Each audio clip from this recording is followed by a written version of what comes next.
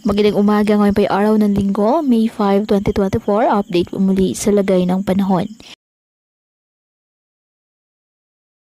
Ayon pa sa Pag-asa, easterlies o mainit na hangin na nagmumula sa dagat Pasipiko ang nakaka-apekto pa rin sa ating bansa. Walang bagyo o low pressure area na namamataan sa loob at labas ng ating PAR na maaaring makaapekto sa lagay ng panahon.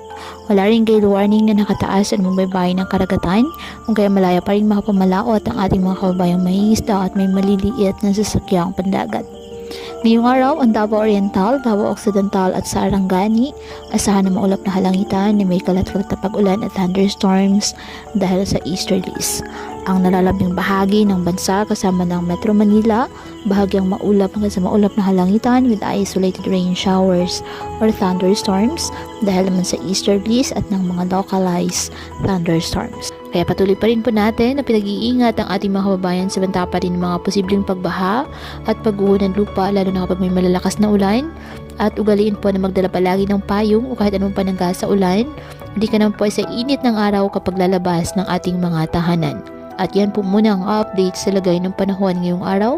Muli patuloy po tayo na mag-ingat at palaging tandaan, God loves you. Stay safe and God bless.